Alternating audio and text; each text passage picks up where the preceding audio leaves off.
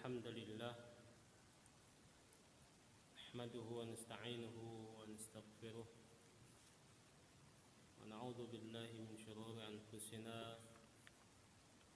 وسيئات أعمالنا من يهده الله فلا مضل له ومن يضلل فلا هادي له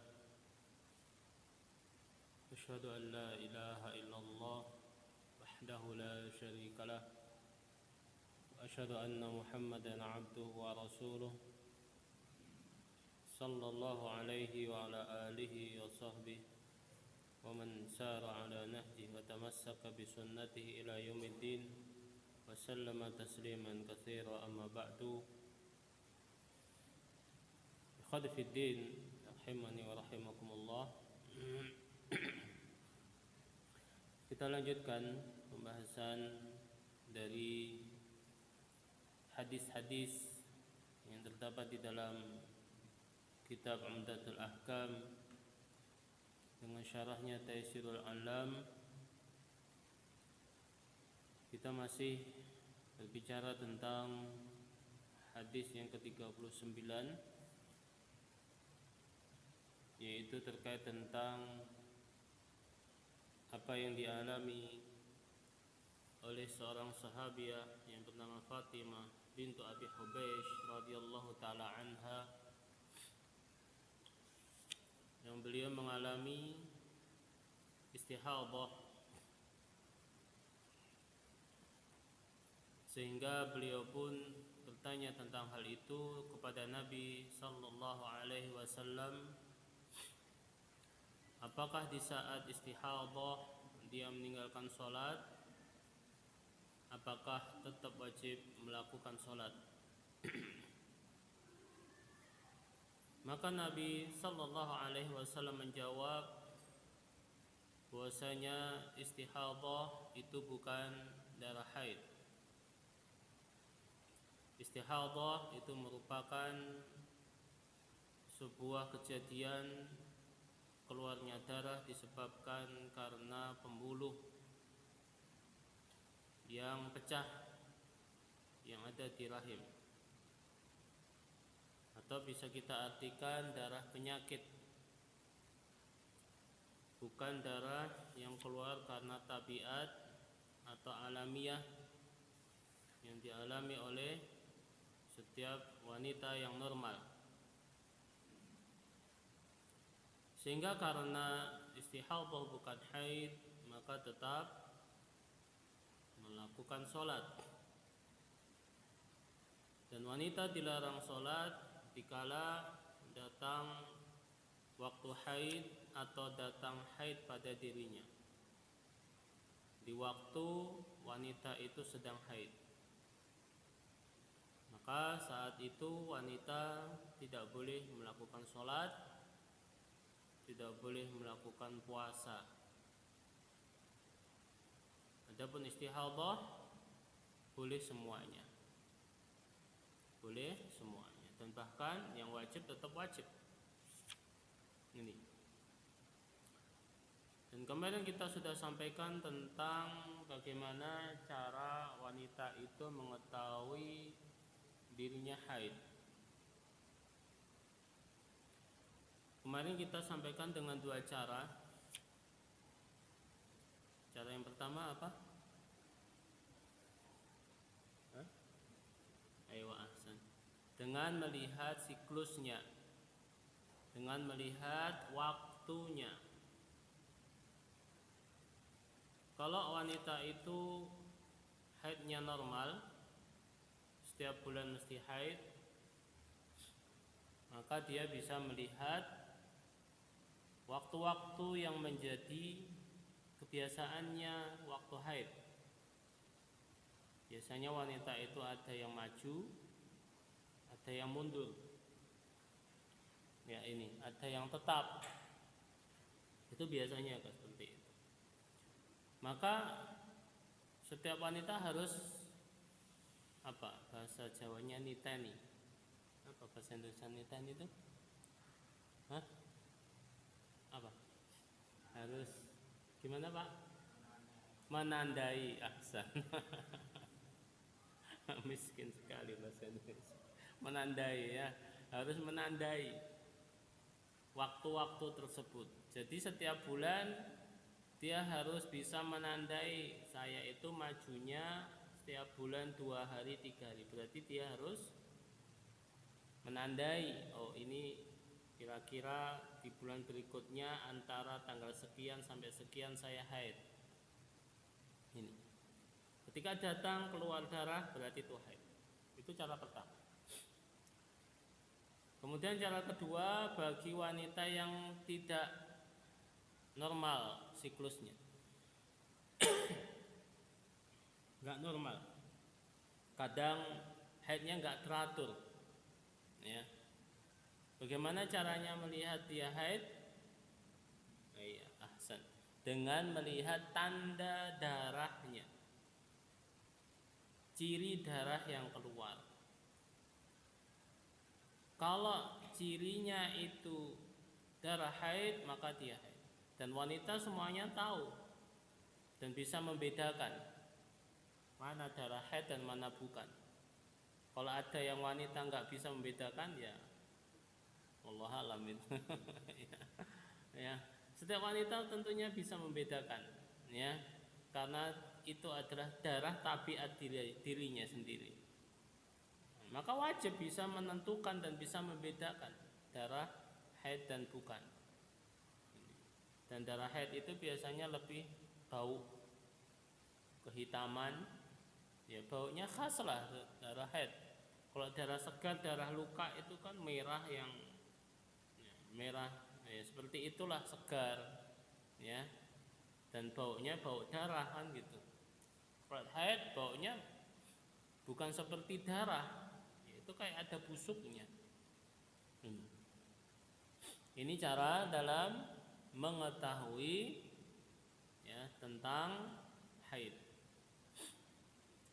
Kemarin kita sudah sampaikan tentang beberapa faedah-faedah yang bisa kita ambil dari hadis sahabiah Fatimah bintu Abi Hubeish. Kita sampai pada faedah yang keempat, kita ulangi. Kata pensyarah rahimahullah ta'ala, annal mustahadata allati ta'rifu qadra 'adati haidiha tahbisuha thumma taqtasilu ba'da inqidha'iha lituqayyida ayyama tuhriha bil ibadat allati tatajannabuha al-haidu. Seorang yang istihadhah,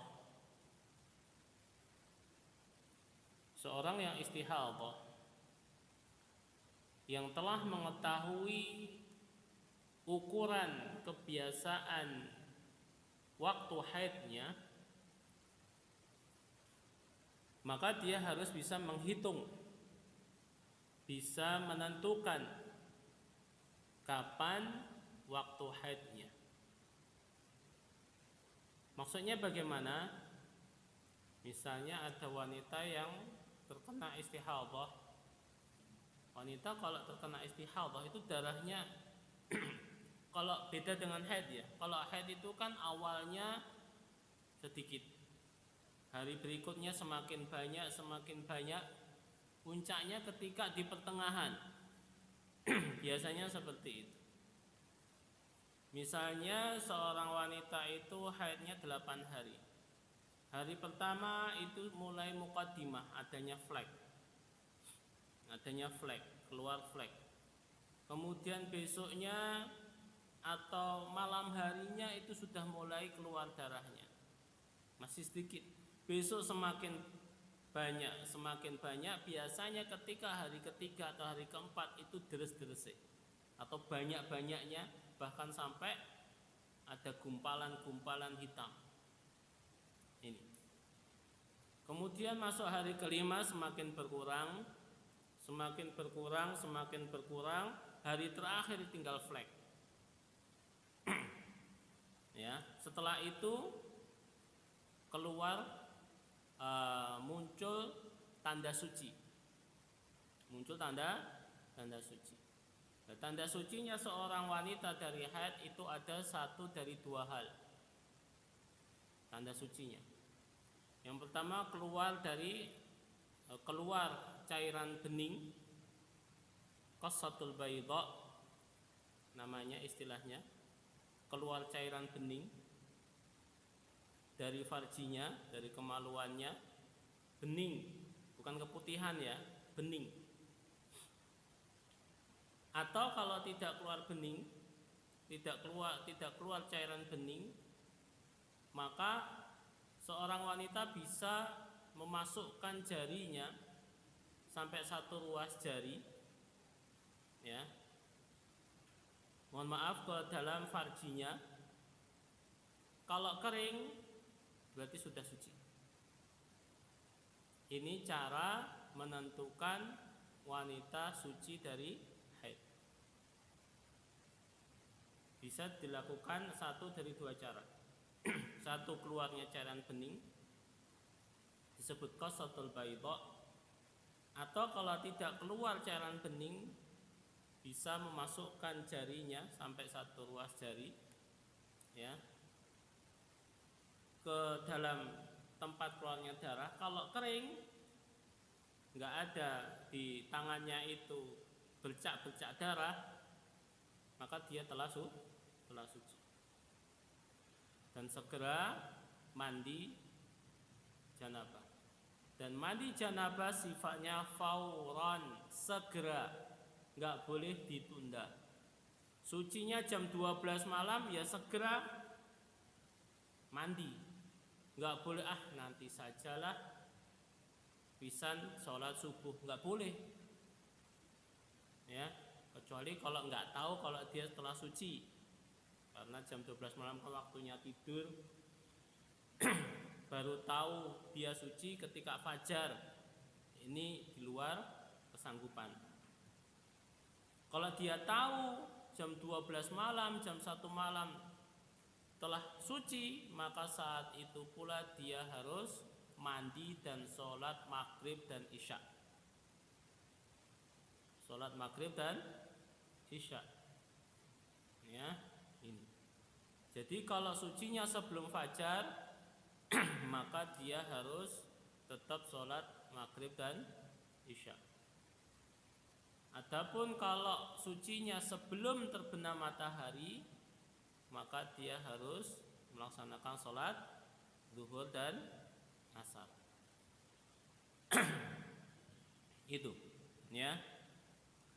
Ini darah haid.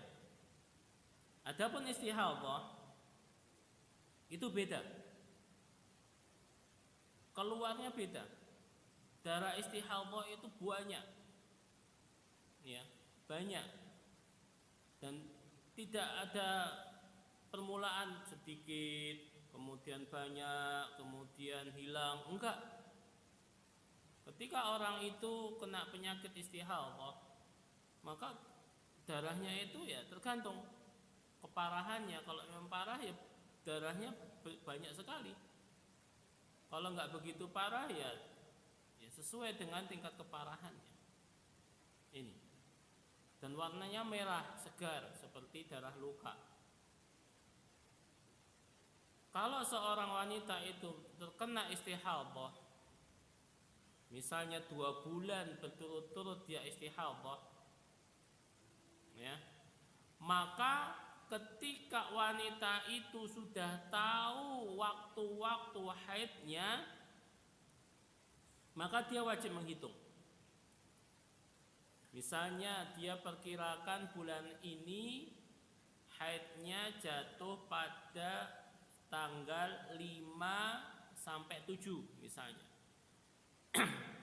Taruhlah tanggal 5.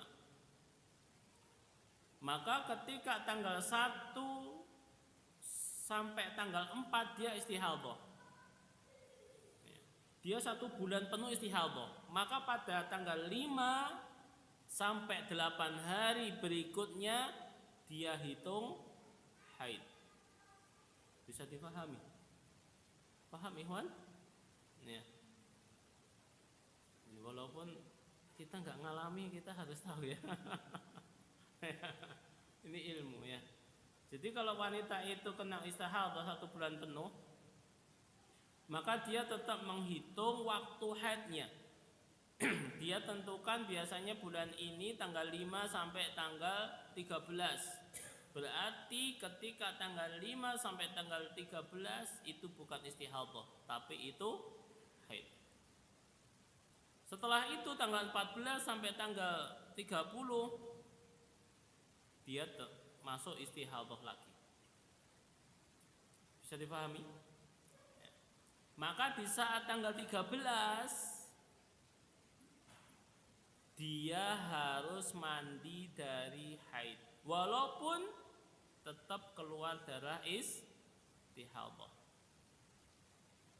Paham nggih? Paham belum? Ya. Jadi ketika wanita yang terkena istihadah, dia tentukan waktu haidnya. Ketika sudah dia tentukan waktu haid, dia nggak boleh sholat, nggak boleh puasa. Dan ketika hari terakhirnya haid, dia harus mandi dari haid walaupun darah tetap keluar dan itu darah istihadah. Ya, dia tetap mandi dari haid ketika pada tanggal 13 hari terakhir. Ya, karena dia tentukan 8 hari dari tanggal 5 sampai tanggal 13. Berarti tanggal 13 saya sudah suci dari haid, berarti 13 saya harus mandi dari haid. Walaupun darahnya tetap keluar. Dan itu darah istihadah. Ini. Itu maksud dari kata beliau summa taqtasilu ba'da inqidha'iha. Kemudian dia mandi setelah selesainya waktu haid yang dia hitung. Untuk apa dia hitung? Apa fungsinya dia menghitung hari-hari tersebut padahal darah terus keluar? Lituqayyida ayyama tuhriha bil ibadat. Untuk mengkaitkan hari-hari sucinya dengan ibadah. Nah, kalau dia nggak hitung waktu haid, tetap dia sholat, dia puasa. Padahal itu waktu haid. Ini. Itu fungsinya. Ya. Atau kalau dia nggak menghitung, dia anggap haid terus 1 bulan, berarti dia nggak sholat dalam satu bulan. Bahaya kan? Seperti itu fungsinya. Ya, untuk mengkaitkan hari-hari sucinya dengan ibadah yang ditinggalkan seorang yang sedang haid. Bisa dipahami ikhwan? Ya. Ya. Tolong bisa dipahami ini ya. Ya. Terutama yang ummahat, ada enggak ummahat ini di sana? Di atas? Ya, ini penting sekali ini. Ya. Kalau bisa ya untuk pembahasan haid ini bisa diajak istrinya. Ya.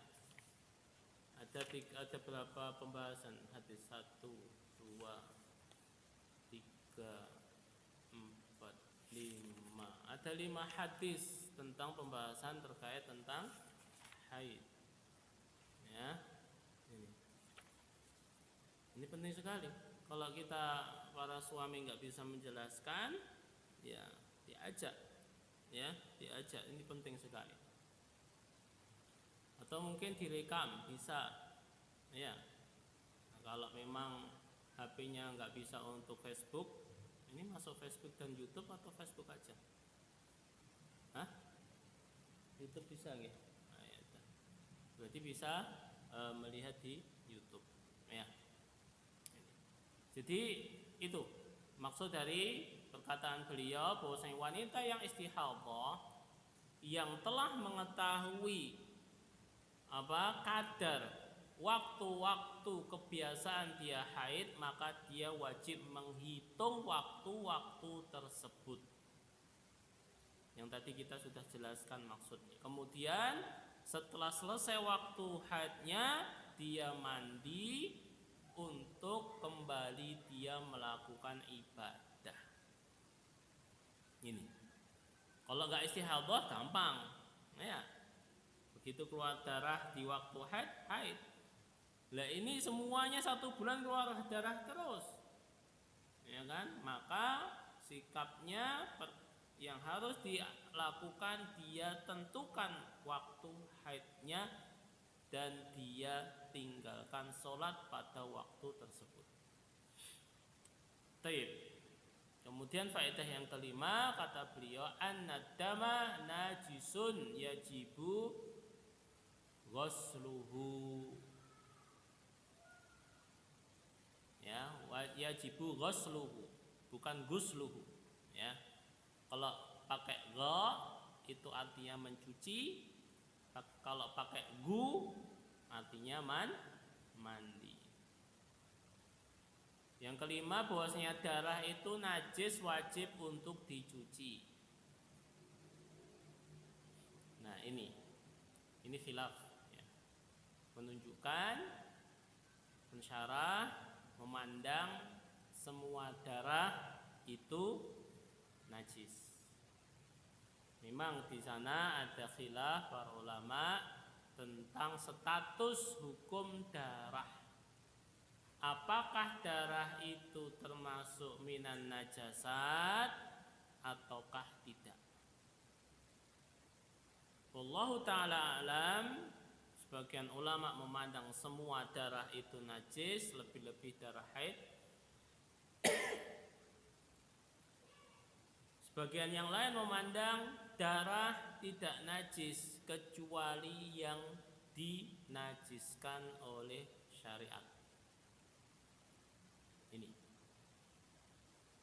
Wallahu ta'ala alam. Kalau saya pribadi lebih cenderung kepada pendapat yang kedua, bahwasanya darah itu hukum asalnya tidak najis kecuali darah yang telah dijadikan oleh syariat najis. Dan darah yang dijadikan oleh syariat najis salah satunya darah haid dan juga darah nifas. Dari mana kita mengetahui bahwasanya darah haid itu najis? Yaitu pada lafaz di dalam hadis di atas, faksili ankid dam, cucilah tempat keluarnya darah, atau cucilah darah yang masih tersisa. Ya, ini. Semua hal kalau ada perintah mencuci menunjukkan hal itu najis. Seperti madhi. Ya. Masih ingat pelajaran madhi? Ya? Ingat ya? Nah, ini harus kenalilah cairan Anda, kan gitu ya. Cairan kita harus mengenali cairan kita. Ya. Bahwasanya tubuh kita itu tidak hanya air kencing saja yang keluar. Ya. Wadi, madhi, mani. Ya. Air kencing itu yang ma'ruf. Wadi, madhi, mani, ada 4. Ya. Ini. Kencing, wadi, madhi, sepakat ulama najis. Kenapa? Ada perintah untuk mencuci. Adapun mani, sebagian ulama memandang mani tidak najis. Dalilnya Ibunda Aisyah tidak mencuci tapi hanya mengerik bekas maninya Nabi SAW yang mengenai sarung beliau. Kemudian beliau menggunakan sarung itu untuk sholat. Tidak mencuci, tapi hanya ngerik. Ya, ini menunjukkan mani tidak najis. Jadi semua yang diperintahkan untuk dicuci ini kaidah ya. Jadi kalau kita bisa mengetahui apakah benda itu najis atau tidak, lihat perintah dari syariat. Apakah syariat memerintahkan menghilangkan hal itu dengan mencuci atau tidak? Kalau ada perintah syariat yaitu harus dicuci, maka hal itu menunjukkan najis. Karena setiap najis itu sifatnya dihilangkan. Ya, najis itu sifatnya dihilangkan. Karena fitrahnya manusia nggak mau terkena najis. Kotor saja nggak mau, apalagi najis. Yang kotor saja terdorong untuk membersihkan, apalagi najis. Nah ini. Jadi ini kaidahnya. Jadi kalau sesuatu ada perintah untuk mencuci dari hal tersebut, berarti itu adalah najis. Tapi kalau dalam perintah ada misalnya cukup mengerik, ya, itu berarti tidak najis. Sedangkan haid itu ada perintah untuk mencucinya. Bahkan perintahnya sangat tegas. Sebelum dicuci dikerik dulu. Kalau haidnya itu sudah kering, darah haidnya kering, dikerik. Setelah itu digosok, setelah itu dikucek. Lihat itu dalam mencuci darah haid. Kalau zaman dulu kan nggak ada rinso, ya kan? Nggak ada sabun-sabun cuci kan gitu, ya. Nggak ada pembalut, maksudnya nggak ada seperti saat ini yang sekali pakai buang kan gitu. Kalau zaman dulu wallahu alam pakai apa? Kapas, ya. Kapasnya seperti apa wallahu alam. Ya, ini. Yang jelas dalam masalah darah haid itu menunjukkan najis dilihat dari perintah untuk mencuci. Adapun darah-darah yang lain tidak ada perintah untuk mencuci. Contohnya hadis terkait atau riwayat yang mengkisahkan sahabat yang terkena panah. Mungkin di antara antum sudah pernah mendengar ya, bahwasanya Nabi SAW memerintahkan, ya, biasa di dalam beliau itu safar berperang, kalau beliau berkemah bermalam di suatu tempat, kemudian esok harinya berperang, beliau menugaskan sahabat untuk berjaga malam, ya, berjaga malam. Ustaz, tugasnya sahabat yang berjaga itu apa? Apakah rokokan? Enggak, ya, enggak rokokan, enggak main remi, ya, sholat malam, ya, berjaganya itu dengan sholat, ya. Subhanallah, ketika sahabat itu berjaga malam, sholat malam, diintai sama musuh, dipanah, sekali panah menancap ke punggungnya, jep, aduh kena panah. Tapi dia nggak mau membangunkan temannya. Kenapa? Karena dia sayang dengan sholatnya. Di tengah-tengah dia membaca surat, kena panah. Wah, saya iman sholat saya selesaikan sampai selesai sholat saya. Kena panah kedua, jep, masih sholat. Kira-kira kalau kena panah satu saja keluar darah enggak? Hah? Apa punya ilmu kebal? Ting! Enggak ada. Sahabat enggak ada yang punya ilmu kebal. Nek mancep ya mancep, ya.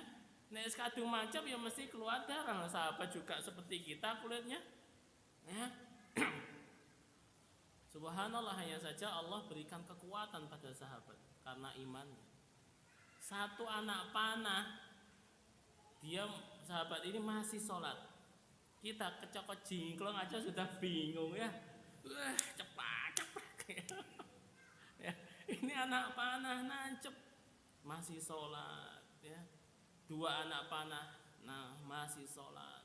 Sampai 3 anak panah, dia segera menyelesaikan sholat, dia bangunkan temannya. Bangun, saya kena panah. Sahabatnya kaget, kenapa kamu ketika kena 1 anak panah tidak segera bangunkan saya? Saya iman sholat saya kadung asik berlezat-lezat dengan bacaan surat-surat yang saya baca dalam sholat. Saya selesaikan baru saya bangun. 3 anak panah jamaah. Kita kena 1 anak panah langsung mungkin blek lah gitu ya. Jangan kan anak panah, kena pangkot aja Ustaz. Sambate sak RT kurung kabeh. Subhanallah. Nah, ini menunjukkan apa jamaah? Kira-kira sahabat ini sholat dalam keadaan keluar darah. Ya. Dan dia tetap melanjutkan sholat. Ya.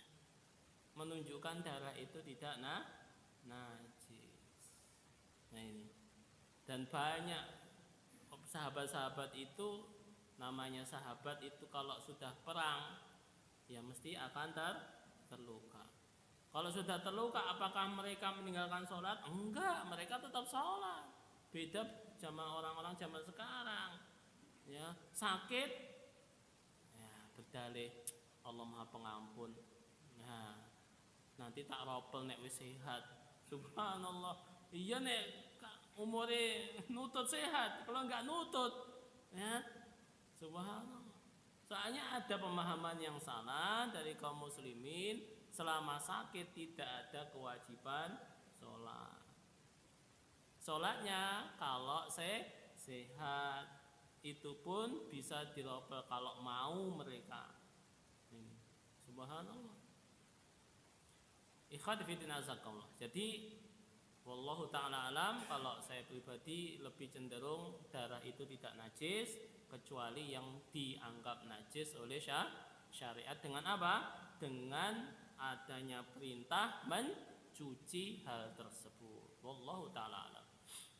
Kemudian yang keenam, annahu la yajibu 'alaiha tikrarul ghusli li kulli dukhuli waqti salatin.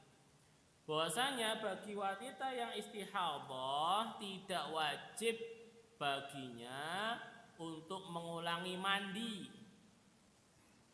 pada setiap masuk waktu sholat. Ini jadi bagi wanita yang istihadhah itu tidak wajib mandi, ya, di saat setiap masuk waktu sholat. Mandinya kalau selesai haid. Ya, kalau istihadhah walaupun darah tetap keluar tidak wajib mandi. Kalau pengen mandi ya silahkan, tapi tidak wajib. Tapi kalau tidak mandi dia harus selalu membersihkan darahnya setiap kali sholat. Ini yang harus dilakukan bagi wanita istihadhah. Jadi yang pertama yang wajib mandi itu kalau sudah selesai haid. Adapun wanita istihadhah tidak ada kewajiban mandi. Itu yang pertama. Kemudian yang kedua, bagi wanita istihadhah kalau pengen dia mandi setiap datang waktu sholat tidak mengapa. Tidak mengapa. Yang ketiga, kalau memang wanita yang istihadhah tidak mandi, maka dia wajib membersihkan darahnya setiap kali masuk waktu sholat. Ini. Setiap waktu masuk waktu sholat. Dan memperbaharui atau mengulangi wudhunya. Jadi wudhu bagi wanita istihadhah untuk 1 kali waktu sholat. Ini beda kalau wanita yang tidak istihadhah. 1 wudhu bisa untuk 5 waktu kalau tidak berhadas, ya. Wudhu untuk sholat subuh, nggak ngentut, nggak BAB, nggak BAK sampai isya, silahkan.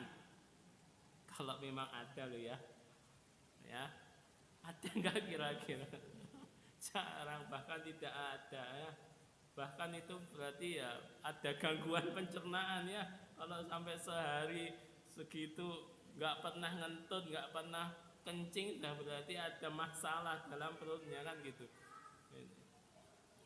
Subhanallah. Jadi bagi wanita yang istihadhah wudhunya untuk 1 kali waktu sholat. Dan setiap datang waktu sholat harus membersihkan darahnya. Ini. Wanita istihadhah itu bisa seperti laki-laki yang terkena beser. Ngertos nggih beser? Beser niku sing keluar kencing terus nggih. Nah, niku. Jadi laki-laki yang beser, yang keluar kencing atau kalau istilah dalam syariat itu salisul baul. Salisul baul. Yaitu air kencing yang terus-menerus keluar tanpa disadari keluar. Istihadhah ini juga demikian. Ya, di luar kesadaran sur seperti itu. Maka setiap waktu sholat dia harus membersihkan diri, memakai alas, ya, memakai kain, memakai pampers. Ya, kalau laki-laki ya pampers ya, masa pakai pembalut kan nggak mungkin. Ada pembalut laki-laki nggak ada dah, nggak ada dah pampers ya, ada nah, ya ini. Pakai pampers dewasa, jangan pampers anak-anak ya, ora sedeng.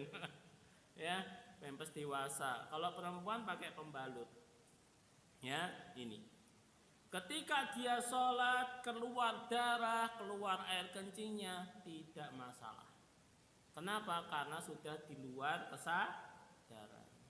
Yang penting ketika awal sholat dia bersihkan diri dan berwudu. Ini. Nah, ini yang harus diperhatikan. Jadi mandi hukumnya tidak wajib. Baik. Faedah yang ketujuh, Zakara Ibnu Daqiqil 'Aid anna qawlahu faksili anki dama wa salli. Pada lafaz akhir hadis Nabi menyebutkan cucilah darimu darah yang keluar, kemudian sholatlah. Jadi dalam hadis ke-39 ini kan dibawakan ada 2 riwayat. Ya. Riwayat yang pertama itu ada lafaz summaktasili wa sholli, kemudian mandilah dan sholatlah. Riwayat yang kedua itu tidak ada lafaz mandi, tapi perintah mencuci saja dan sholat. Kata pensyarah muskilun fi dhahirihi. Ini ada sebuah iskal, permasalahan secara tekstual hadis ini. Li'annahu lam yuzkar al-ghuslu, karena di dalam riwayat yang kedua tidak disebutkan perintah mandi. Wala budda fihi ba'da inqida'i ayyamil haid minal ghusli, padahal setelah selesai hari haid wajib mandi. Ini ada iskal. Bagi yang punya bukunya bisa dilihat di hadis ke-39 itu dibawakan 2 riwayat. Riwayat yang pertama itu ada perintah mandi, summaktasili, kemudian mandilah dan sholat.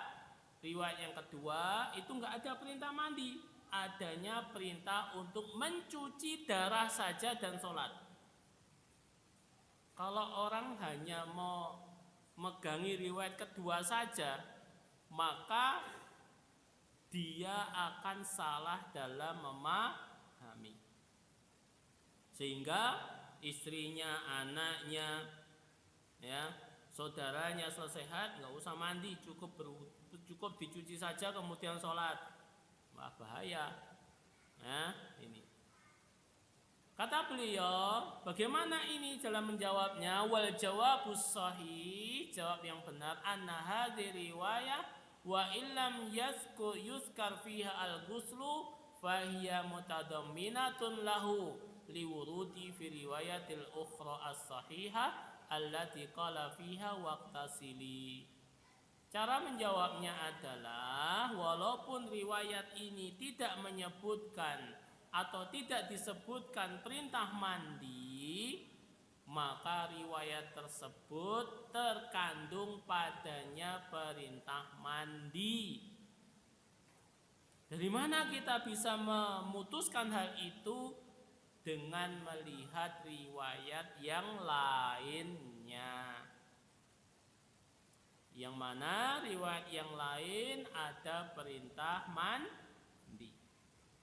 Nah, inilah pentingnya kita kembali kepada hadis dan keterangan para ulama. Tidak boleh kita memahami sendiri. Ini. Jadi kalau kita memahami secara tekstual, ya, secara mantukul hadis, secara tekstual hadis, wah ini kok pemahamannya seperti ini, sesuatu yang iskal pada diri kita, maka jangan kita putusi, tanya yang lebih mengetahui. Ini kok pemahamannya seperti ini ya, saya kok ragu ya dalam memahami, tanyakan, jangan diputusi sendiri. Ya, nanti akan salah pengamalannya dan itu akan berakibat fatal, ikhwah. Makanya penting untuk kembali kepada penjelasan para ulama yang sahihah, ulama yang sahih, ulama yang benar, ulama yang lurus. Jangan anggal klik di YouTube, bahaya. Ya, karena di YouTube banyak sekali ya dai-dai yang menyampaikan hal-hal yang berseberangan dengan pemahaman yang benar. Nanti akan berbahaya dampaknya dalam ibadah kita dan agama kita. Maka hendaknya sebelum kita mendengarkan dari seseorang, tanyakan dulu kepada ustadz yang kita percayai. Ustadz, saya ingin mendengarkan ceramahnya si fulan, ustadz fulan. Bagaimana Ustadz fulan ini, bisa nggak kita ambil ilmunya?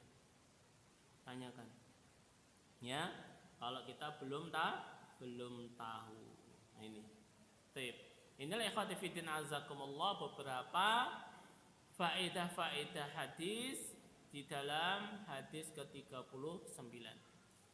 Tip, kita masuk pada hadis ke-40. Al-hadisu al-arba'un. Atau mungkin sebelum kita lanjutkan ada yang bertanya? Kalau ada yang bertanya, monggo.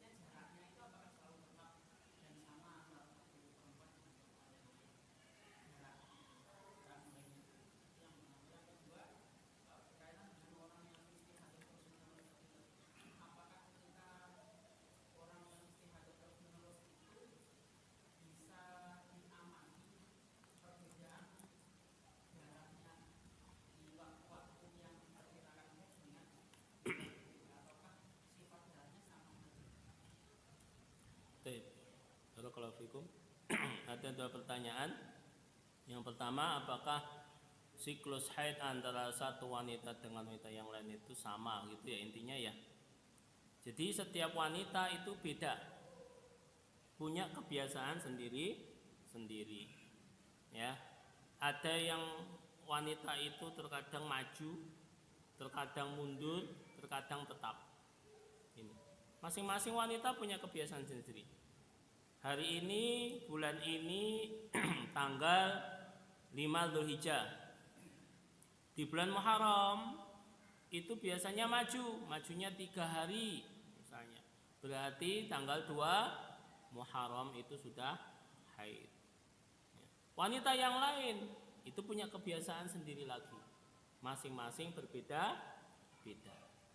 Ada yang, dan haid itu tidak ada batas minimal, tidak ada batas maksimal, ya, tidak ada batas minimalnya, ya, tidak ada batas maksimalnya.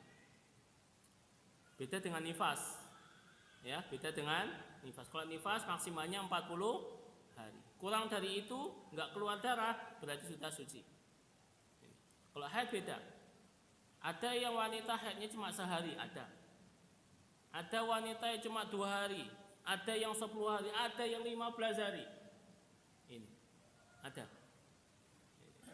Jadi kasihan kalau suami-suami yang istrinya haidnya 15 hari. Wah, cutinya 15 hari ya. Subhanallah, harus sabar ya, harus sabar. Ya, jadi masing-masing wanita beda.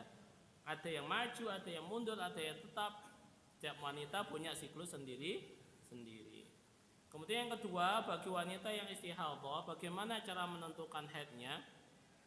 Tadi disampaikan oleh pensyarah, bagi wanita istihadhah, kalau dia mempunyai kebiasaan haid, maka harus dihitung, harus ditentukan waktu haidnya.